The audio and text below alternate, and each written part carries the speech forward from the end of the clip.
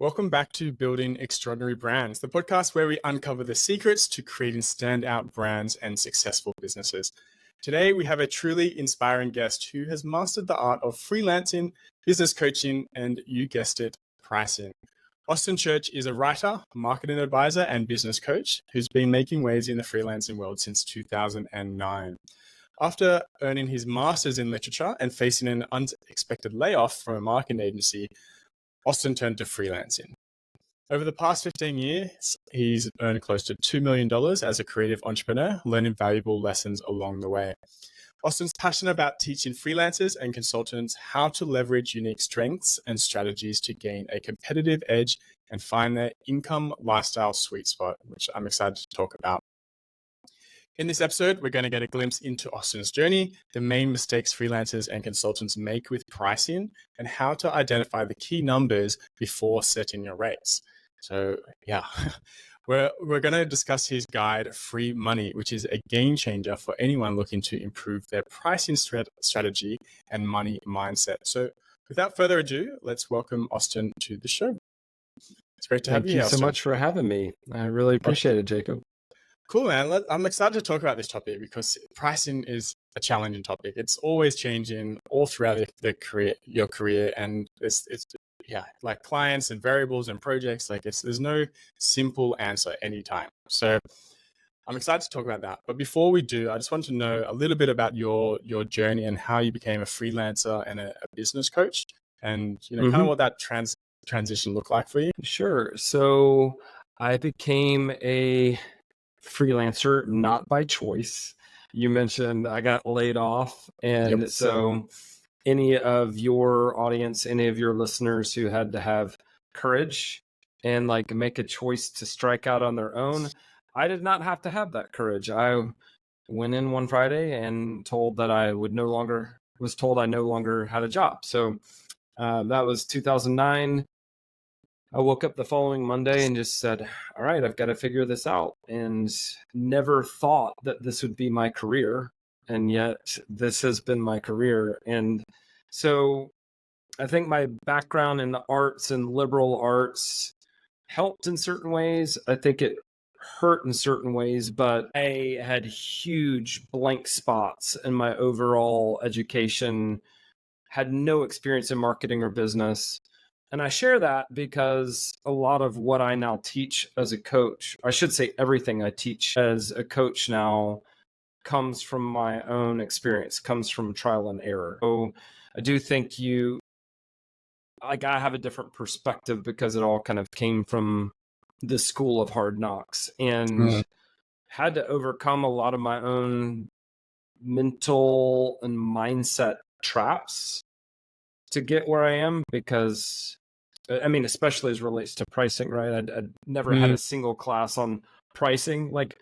You go to a creative writing program, there is not a course on how to make money as a writer. Certainly there wasn't back then. So I've had sort of various mini careers inside of the bigger freelance career. I won't tell you about all those. That would probably bore you and bore everyone else. Could I ask why you decided to go freelance and not look for a job? Yeah, great question. So it was 2009, middle of the Great Recession. And I just lost a job as a copywriter and social media strategist. And I can't say I'm always quick on the uptake, but I took a step back and thought, well, if I just lost my job at this agency and I were to get a similar job at another agency, why would it be any different? Maybe history would just repeat itself.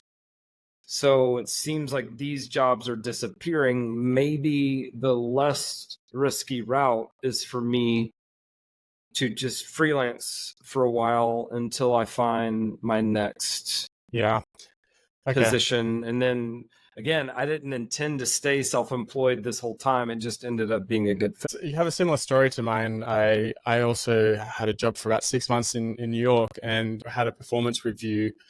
They said no longer need you. Didn't really give much any more information after that. And being an immigrant or alien in the US, as you need a visa to live there and work.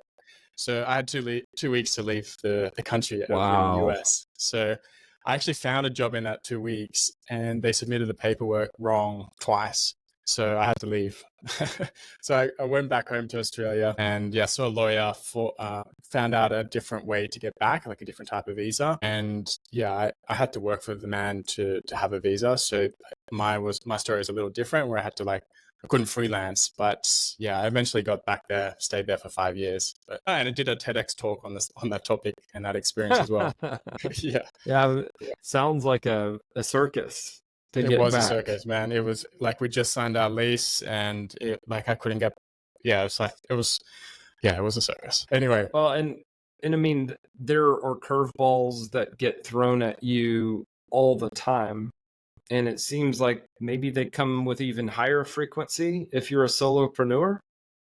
And so, in many respects, like my journey over the past 15 years has been as like a solopreneur, yes, but it's also like how I've grown as an individual too. Absolutely. It's kind of like you can't disentangle the two; they come all wrapped up. So let's disentangle them, because you said you made $2 million as a creative entrepreneur. Like, what do you attribute that success? So part of it was perseverance. Okay. I kept going. Yeah. Right. Part of it is certain people helping me. When I look back at pivotal moments in my career, there have been people who helped me. Like my very first marketing retainer came from my friend's mom, who said, "We need help with marketing at this resort. I'm on the marketing committee. I should introduce you to the general manager." There you go. And is this help coming from you asking and being, proactive, or is this like, how does that help come? I guess is the question. So I think part of it is, and again, maybe this was part stupidity or part hubris or optimism, but putting myself out there. I enjoy people. I like a good conversation. And so right after I got laid off, I started attending events for entrepreneurs locally and about what I was doing. Or if I was asked, I would talk about marketing or I would talk about writing. And I think too many freelancers and consultants are like their communities or their industry's best kept secret. Yeah. And I think whether it's at a local level or online, you have to try to make yourself visible. You have to be easy to find, because otherwise it's going to be hard for you to get in front of opportunities. That's great. Perseverance and visibility and getting help from others. Like they seem like no-brainers, but when you break it down like that, but it's like, how would you run a business without any of that? And you need help, and you need to be visible, and you need to, stay on your path and persevere. So it makes sense. I will say too that I tend to be a passionate person, like an enthusiastic person. Might even say excitable. So if we were to talk about some venture you're working on, maybe even the summit, right? I would find it very easy to take an interest and be like, "Ooh, have you thought about this? Have you tried this? Have you talked to so-and-so?" So early on, I think my enthusiasm was compelling or winsome to people. And even if I didn't have tons of experience, I think people appreciate it when you care about them and you care about their businesses, and they could see that care was sincere or genuine. And so looking back, I'm like, I didn't deserve a lot of the opportunities that fell into my lap. Why did they fall into my lap? And I think that enthusiasm, people's trust. And so if I were to turn it into a principle, I'm like, do what you can to build trust with people as quickly as possible. And sometimes it's as simple as caring. Yeah. You're connecting with the individual, and the fact that you have enthusiasm and that you're being personable and, compelling, as you said, it makes that connection, and that builds trust. So it makes sense. Yes. Cool. Well, thank you. Thank you for your tips there. And we're going to jump ship into pricing strategies now. So you've written a book on this and you've probably made a lot of mistakes along the way and seen other mistakes. So let's talk about that. Like, what mistakes do you see freelancers and consultants making with pricing? So right out of the gate, I had just lost my job and I needed to come up with my freelance rate. And so mistake number one for me was basing my rate off of what I had made at my last job.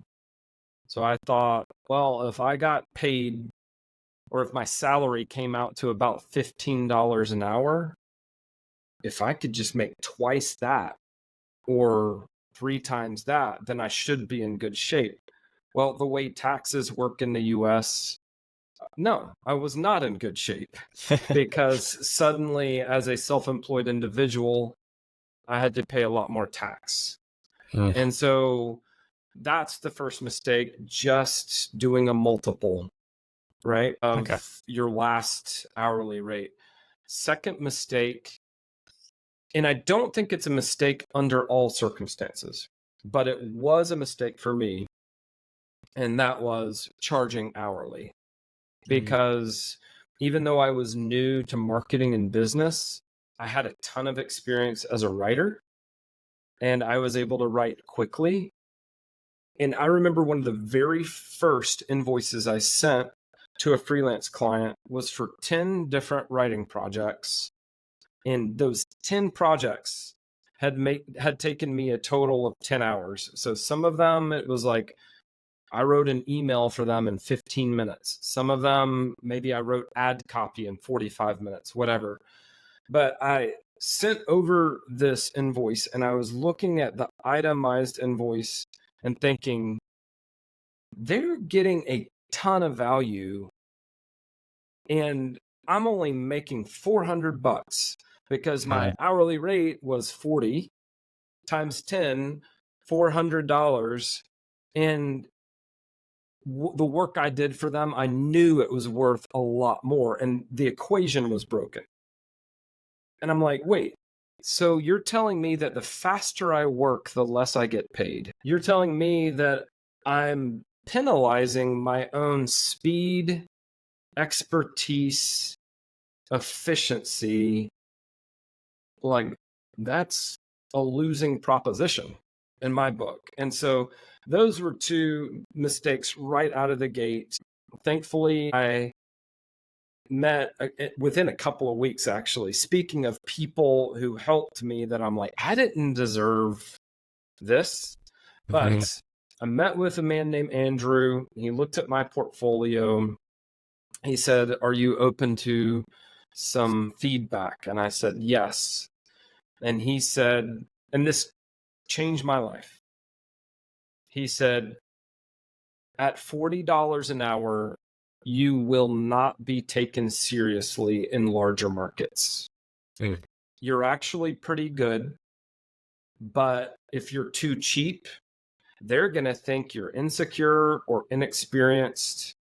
You're going to seem risky because you're cheap. And that blew my mind because I thought they'll see how low my rates are and they'll think, great, that means I can get twice as much, 3 times as much work for him for the same price.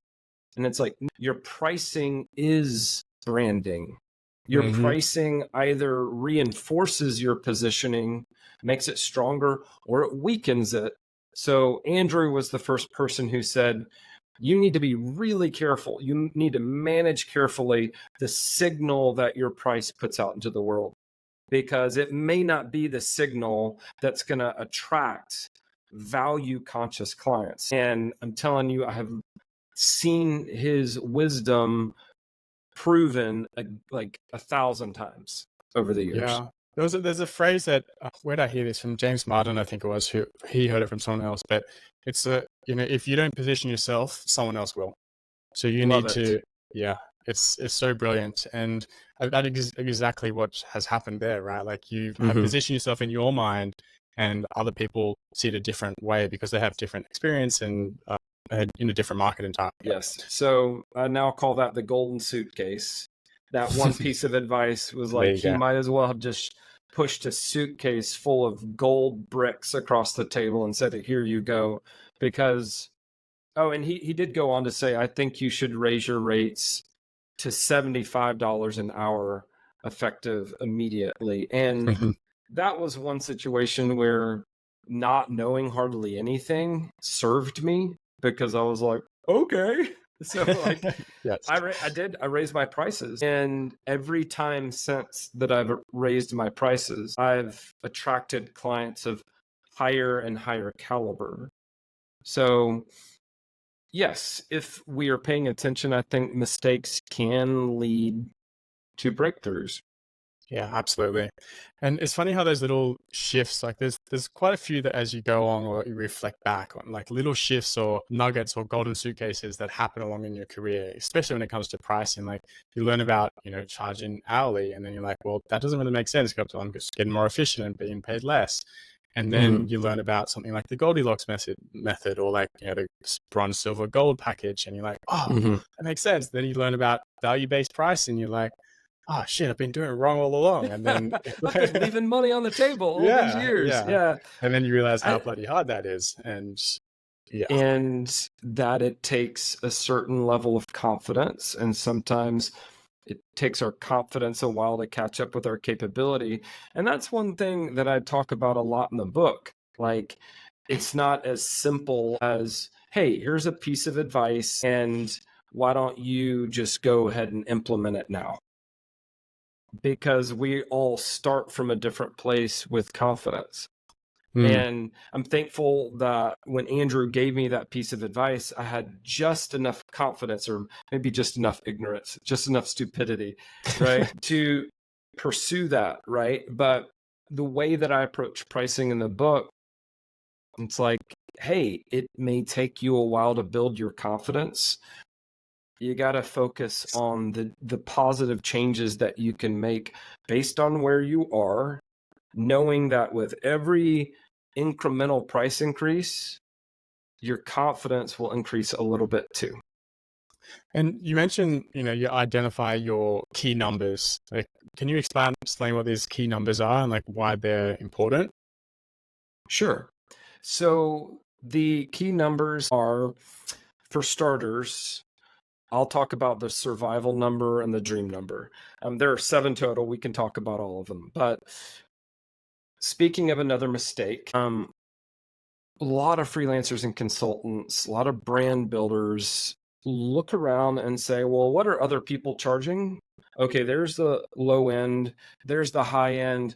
Maybe I'll just try to come in somewhere in the middle. But what we miss is the fact that some of those people may live in a city that is much less expensive than where you live.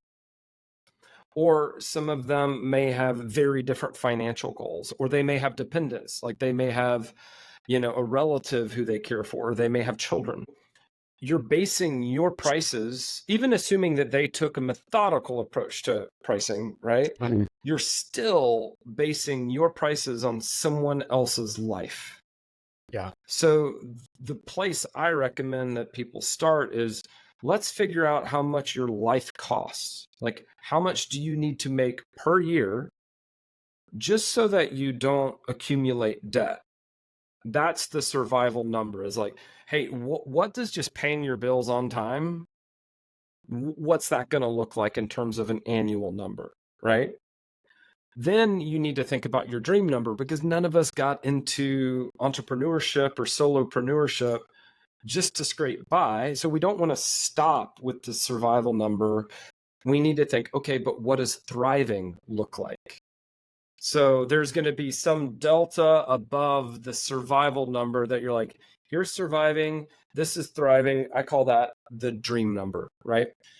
But obviously, just knowing how much money you want to make every year isn't super helpful when you're setting prices. Yeah. So the next step is thinking about, okay, what is my true availability? And what I mean by that is, there are 52 weeks in a year. You're not going to work 52 out of 52 weeks.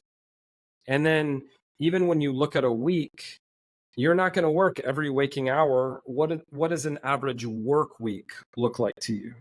Mm-hmm. And even with those work hours, you can't bill all of those hours to clients. Like, you'll spend a lot of time working that isn't billable time. Mm-hmm. So maybe you answer emails. This podcast, for example, like, you're not getting paid for this. I'm not getting paid for this. It's important to your business and to mine, but it's not billable, right? So you have to think, okay, let's say I'm working 47 out of 52 weeks this year, and I work a typical, or I average 40 hours a week. And then out of those 40 hours a week, let's say my effectiveness is 50%. So out of those 40 hours, I can realistically expect to bill about 4 hours a day or 20 hours a week, right? I need to multiply those numbers together. 47 times 40 times 0.5 or 50%. That's how I come up with my true availability. Like, this is the number of hours I can realistically expect to bill in a year. And then when I divide that into my survival number, I come up with a survival rate. So I cannot make less than this per hour. Whether I charge hourly or not is beside the point. I can't make less than this per hour and my business be sustainable. Then you can do the same with your dream number. You divide true availability into your dream number, and you're like, great.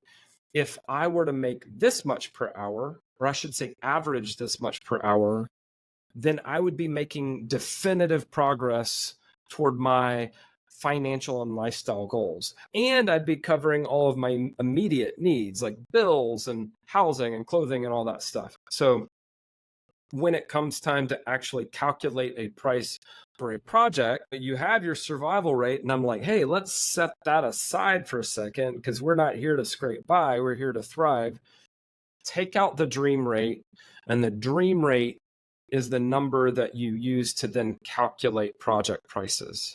So especially for folks who aren't ready for value-based pricing yet, I'm like, calculate the number of hours you expect to put into the project from the time that the client says, yes, let's do it, until you've delivered the final files.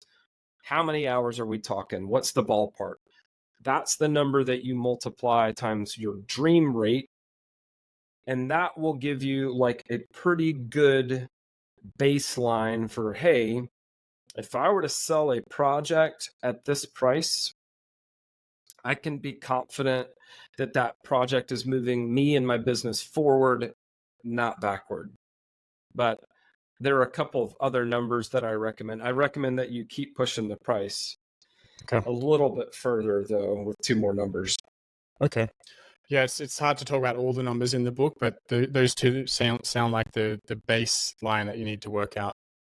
For sure. Yeah, for sure. So this book is called Free Money. What inspired you to write this? Like, what can people expect from this book?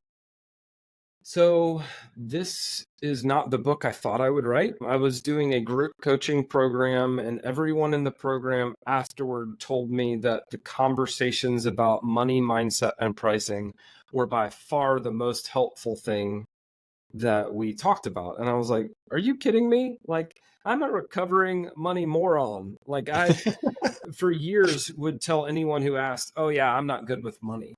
But I think because I'd kind of I had made a ton of mistakes, made a bunch of money, then had very little money to show for all that effort. What happened? Eventually realized, like, wait a second, learning how to do the thing, whether it's design or writing or web development, that's skill set number 1.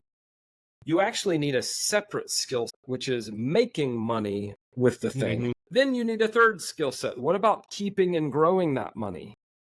So a lot of us, again, with the liberal arts background, like, hey, I'm good at design, or I'm good at writing, or I'm good at filmmaking. But we have a huge gap in our education with the other two skill sets. So it was some encouragement from coaching clients that made me think, well, hey, maybe my point of view on what smart, strategic, sustainable prices look like, maybe that point of view is helpful to people. And then even once you have prices that really do make sense for your business, great, good for you. But how do you actually go out into the market and win projects at those prices? Well, that's going to be more difficult if you haven't upgraded your money mindset. So that's another big chunk of the book is, are your beliefs about money serving you, or are they getting in your way? Do you know a lot of the techniques required to raise your prices and actually get projects at those prices? Hey, we should probably get into some of that technique as well. And you should understand some of the psychology and the principles at play. So that's how the book started coming together. Turned out that like this recovering money moron had over the years developed a really good process that helped other people get breakthroughs too. Yeah, and it sounds like the fact that you kind of went through the hard knocks, as you said, you have to do it. You learned along the way, and you're not alone with this problem. It's a challenge for forever. So are there any other practical tips inside there that you would share? I know it's a whole book, but we've talked about the numbers, but are there any other practical tips that you may want to share? One of them will be very familiar to more established or experienced freelancers, and that is what I call a pessimistic price. So once you arrive at a price, go ahead and add another 20% to account for bad behavior. That's why I call it a pessimistic price, because what scopes do is creep. Projects evolve. That's just what projects do. They change. Now, there is scope creep when a client basically changes the project and it no longer even resembles what you originally agreed upon. Yes, then you need to have the conversation. Then they need to pay for the change order or the extra work. That's not what I'm talking about with the 20%. I'm talking about when they're like, hey, we totally forgot that we need this one extra thing. And you're like, okay, that's going to take like 20 minutes. It's probably not worth rocking the boat. I'll just do it. Right. So the little requests, the extra emails, the extra meetings, the extra phone call that you have to do with the decision maker or stakeholder who wasn't in the original conversations, appeared out of nowhere and now needs to be brought up to speed. Like this is just what happens. So make sure that you add that 20% cushion, that pessimistic price that can absorb all those little extras and favors and that sort of thing. And then you have a smile on your face because you had the 20% cushion, you protected your effective hourly rate. The project is still super profitable for you. And let's be honest, if it's more profitable, it's more satisfying too. So that's one that comes to mind. That's brilliant. Would you have any others that you'd like to add? Yes, there's so many. I'll try to keep this succinct. Okay. One of them I call weirdly precise, and it's this experiment that I ran for years, and then I realized, wait, this works. And that is when you, with your calculations, end up with a price that involves round numbers, like 5,000. So you have 3 zeros. Take those 3 zeros and make them weirdly precise. So change them. So that could be 175 or 127 or whatever. But if you were to incrementally raise that and make it weird, that incremental increase is not enough to cost you the project, meaning that a client who was willing to pay 5,000 will pay 5,127. Okay. But the benefit of weirdly precise numbers is they're more believable. They seem like you arrived at them through a very rigorous process. And because they're more believable, the human brain loves certainty.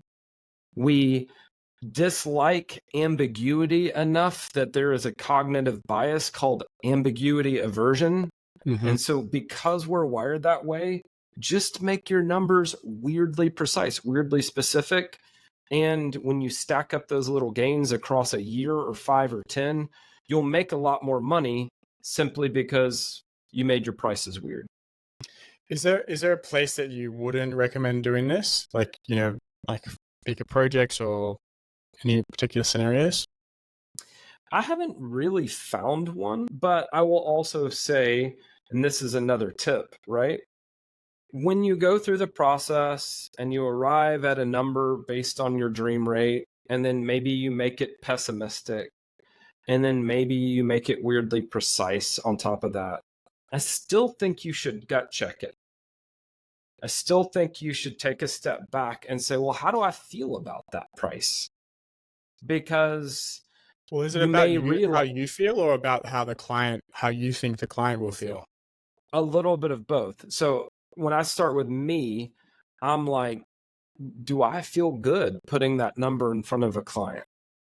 Because going back to what we talked about earlier with confidence, if you know that if the client were to push back on that number, you're going to cave so fast, then you're probably not ready for that number.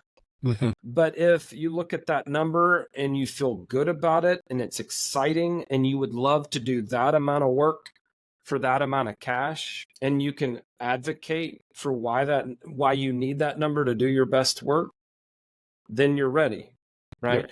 Meanwhile, when you imagine how a client would respond to that, and you know enough about this client to know, yeah, there's no way they would pay, you might need to back down off that price a little bit. I will also say, if you put that 20% buffer in there and a client does push back later, the 20% buffer gives you something to remove in terms of scope, so that you have a few more bargaining or negotiation chips on the table. But with that gut check, how do I feel? How do I think the client will respond? And, just are uneasy about the price, ask yourself why that is. Is it a confidence issue? Or do you know that you're deceiving yourself if you think that client will ever pay that amount? And speaking of tips, you may be right. Like, you may look at a price and think, there's no way any of my clients will pay that price for that project. And my friend, you may need a new target audience. You may need to pivot to a different market or industry where people value your skill set more highly, and you can realistically charge that for that product. The gut check aspect is very important, but for people early in their career, they may not have that confidence or that mindset established yet around pricing, or they just don't have the experience. So how would you, what advice would you give to people that are still learning how to properly gut check? So when you go through the process, I would still recommend you come up with your survival number, survival rate, dream number, dream rate, right? Still pivot to flat fee or fixed price, fixed scope processes, or fees, sorry, projects. Still get to flat fees as quickly as possible. But if you were to calculate a price based on your dream rate and it just seems impossibly high compared to what you've charged in the past, my advice is, okay, it may take some time to get there. Start by bumping up what you charged last time 10 or 15%. So let's just go with some smaller incremental increases right now. Give your confidence a chance to catch up, because if you charged, let's say $10,000, that's too much. You charge $5,000 for a website, and the thought of charging $12,000 for the same website, you're like, I just don't see that happening. Okay, what if next time, instead of 5,000, you charge 5,800? Well, pretty soon 5,800 becomes the new baseline. And so with the next project after that, maybe you charge 6,500 or 7,000 or whatever, right? So yes, meet yourself where you are with the confidence level you have. Be kind and gracious to yourself, and just try to do those 10% gains. Well, thanks for sharing that, Austin. One other thing I wanted to tap on to was the mindset, right? You've talked about very practical tips, and mindset is a big one. So how important is money mindset for freelancers, and how can they create a positive mindset around it? So I know kind of in our industry, mindset gets tossed around a lot, right? And so I would say a couple things. Number one, you will not outperform your beliefs. You will see someone who has less skill than you charging more than you because they have beliefs that enable them to do that. You will not charge what you're worth until you believe in your worthiness. So a lot of us are kind of hamstrung, or we're handcuffed until we do that mindset work. And it will not, those changes don't just happen overnight. That's my experience, at least. So my advice, get into your money mindset. Figure out what it is you even believe about money, because I'm telling you, it is shaping your behavior at a subconscious level, whether you realize it or not. I go into this in the book, into some of the research that just talks about how people have patterns of money-related beliefs. One of them is called money avoidance. That's one of the patterns. And it's like, if you are operating out of that money avoidance pattern, yeah, you're probably undercharging. Because what do you mean by money avoidance? So it comes from this study, and it what they did is they studied 72 money related beliefs, and then they organized those into 4 major belief patterns. And they were able to figure out that all these respondents typically fit into one of the 4. So another one is money worship, like people who place too much value on money, think that money is going to solve all their problems. Money avoidance is money kind of makes me feel weird. I might even think it's evil, like it's the root of all evil. And so you don't realize that a belief set or a belief pattern is kind of moving you and shaping your actions and decisions. And the results you get are as much due to what you believe, which in turn determines how you act, rather than how the world is, if that makes sense. Right? So what are the other 2, if you can recall them? Oh, I cannot. I was hoping that you wouldn't ask me that. That's why I phrased it that.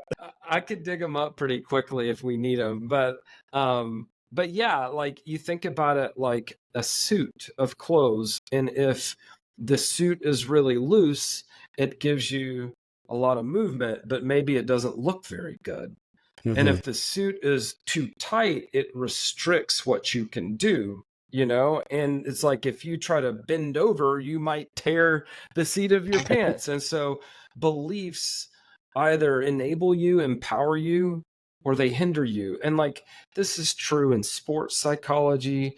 It's true kind of all across the map.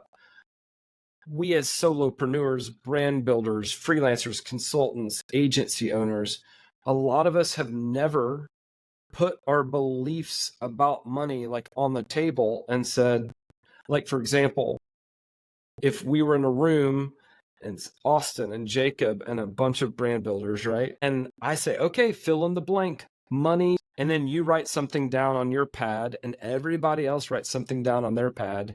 And then we go around and compare answers. People write down what they think is the obvious, logical answer. Money is bad and it causes a lot of violence and harm in the world.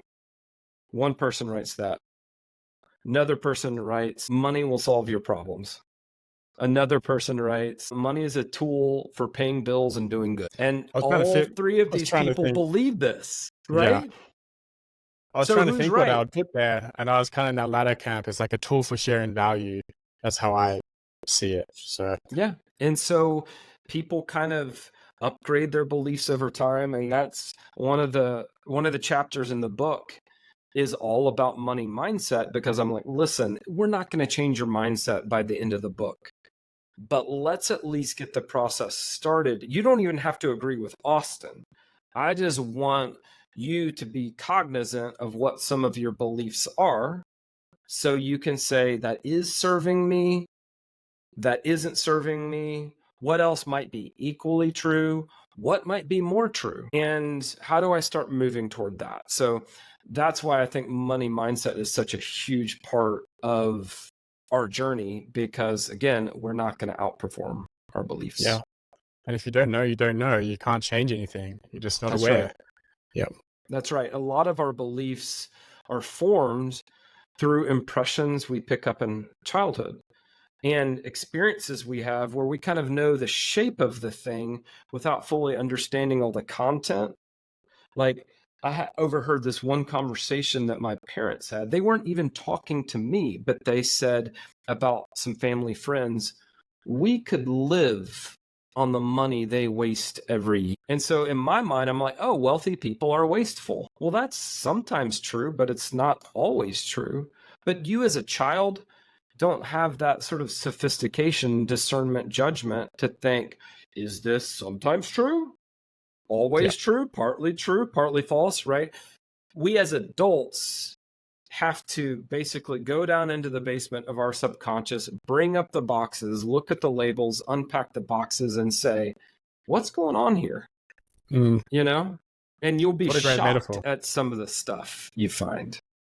Yeah, so dusty as well. You gotta Yeah, it's shake so that dust dusty. off. That's funny.